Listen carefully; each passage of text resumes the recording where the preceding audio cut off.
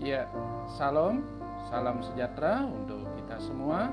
Good morning student, how are you? Selamat pagi anak-anak sekalian. Selamat berjumpa kembali dengan Mr. Made dalam pembelajaran muatan IPA pada pagi hari ini, Rabu 21 Juli 2021. Bagaimana kabar kalian pada pagi hari ini? Ya, mudah-mudahan kita semua selalu dalam keadaan sehat walafiat. Ya, anak-anak sekalian, seperti biasa, sebelum kita memulai kembali kegiatan belajar pada pagi hari ini, mari sama-sama kita awali terlebih dahulu dengan berdoa. Mari kita berdoa. Terima kasih Tuhan, pada pagi hari ini kami akan kembali memulai kegiatan belajar. Kiranya Tuhan memberikan kepandaian kepada kami. Berkatilah sekolah kami, berkatilah guru-guru kami, serta orang tua kami. Amin. Ya, anak-anak sekalian yang Mister banggakan, pembelajaran muatan IPA pada pagi hari ini kita akan belajar tentang organ gerak hewan dan manusia. Nah, untuk materi ini Mister akan tampilkan sebuah video. Silakan kalian simak videonya baik-baik, karena di akhir pembelajaran nanti Mister akan memberikan kalian latihan soal yang mana jawabannya semua ada dalam video tersebut. Nah, silakan kalian simak videonya, dan ini videonya.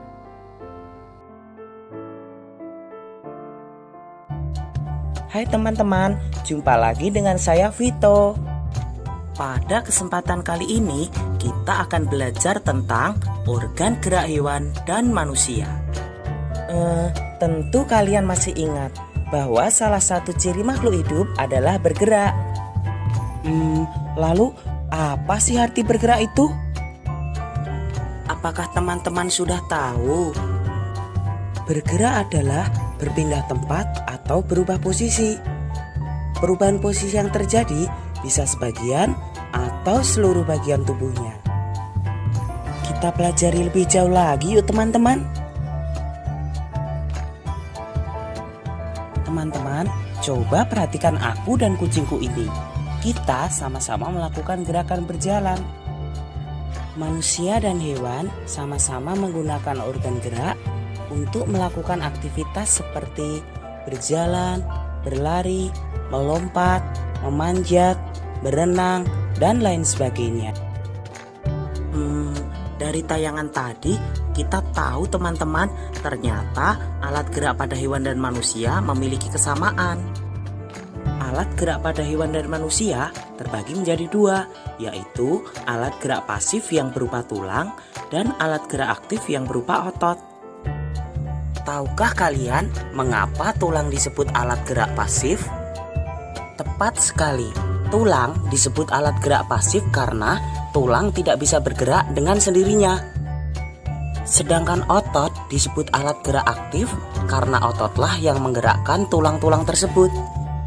Jadi, tulang dan otot saling kerjasama untuk membuat hewan dan manusia dapat bergerak dan melakukan aktivitasnya sehari-hari. Bagaimana teman-teman? Apakah sampai di sini kalian bisa memahami? Kita lanjutkan belajar lebih jauh lagi yuk. Teman-teman, coba kalian amati hewan-hewan yang ada di hutan ini. Menurut kalian, bagaimana cara gerak hewan-hewan tersebut? Tepat sekali, hewan-hewan itu memiliki alat gerak dan cara gerak yang berbeda-beda. Sekarang, ayo kita pelajari alat gerak dan cara gerak hewan vertebrata dan invertebrata. Tunggu dulu teman-teman. Sudah tahukah kalian apa yang dimaksud hewan vertebrata dan hewan invertebrata itu? Yeay! Benar sekali teman-teman. Hewan vertebrata adalah hewan-hewan yang memiliki tulang belakang. Sedangkan hewan invertebrata adalah hewan-hewan yang tidak memiliki tulang belakang.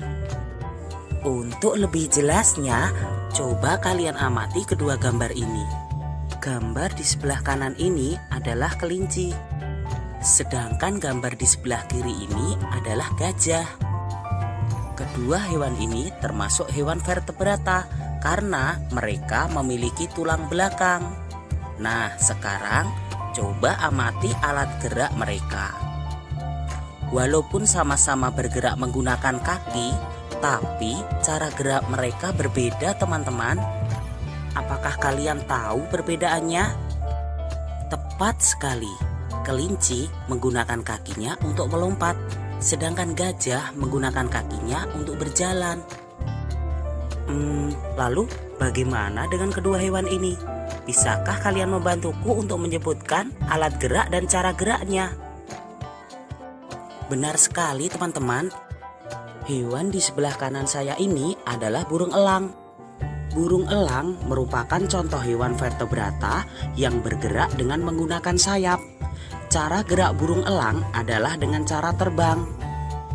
Sedangkan hewan di sebelah kiri saya ini adalah ikan. Kalian semua tentu sudah tahu kalau alat gerak ikan adalah berupa sirip. Cara geraknya adalah dengan cara berenang. Lalu bagaimana dengan kedua hewan ini? Kedua hewan ini termasuk hewan melata, teman-teman. Tahukah kalian apa hewan melata itu? Hewan melata adalah hewan yang bergerak dengan menempelkan perutnya ke tanah. Kadal dan ular ini adalah contoh hewan vertebrata yang bergerak dengan cara melata. Bagaimana, teman-teman? Apakah kalian sudah memahami cara gerak dan alat gerak hewan-hewan vertebrata? Luar biasa. Sekarang saatnya kita mempelajari alat gerak dan cara gerak hewan-hewan invertebrata. Seperti halnya hewan vertebrata, hewan invertebrata juga memiliki alat gerak yang beragam. Ada yang bergerak menggunakan kaki, ada yang menggunakan sayap, dan ada pula yang menggunakan perutnya. Sekarang mari kita bahas satu persatu, teman-teman. Tahukah kalian hewan apa di sebelah kanan saya ini? Tepat sekali. Ini adalah belalang. Belalang dan jenis serangga yang lainnya adalah contoh hewan invertebrata yang bergerak menggunakan kakinya. Sekarang coba perhatikan hewan di sebelah kiri saya ini dan amati apa alat gerak hewan ini. Kupu-kupu ini adalah contoh hewan invertebrata yang bergerak menggunakan sayapnya. Contoh hewan invertebrata lain yang bergerak menggunakan sayap antara lain lalat, nyamuk, dan juga lebah. Kalau kedua hewan ini, apa ya alat geraknya? Lalu bagaimana cara mereka bergerak? Cacing dan siput ini merupakan contoh hewan invertebrata yang bergerak menggunakan otot perutnya. Oh iya, teman-teman, selain kaki, sayap, dan perut, beberapa hewan invertebrata ada yang bergerak menggunakan tentakel. Tahukah kalian apa itu tentakel?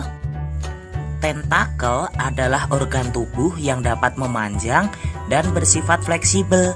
Contoh hewan invertebrata yang bergerak menggunakan tentakel antara lain cumi-cumi, anemon laut, dan juga ubur-ubur.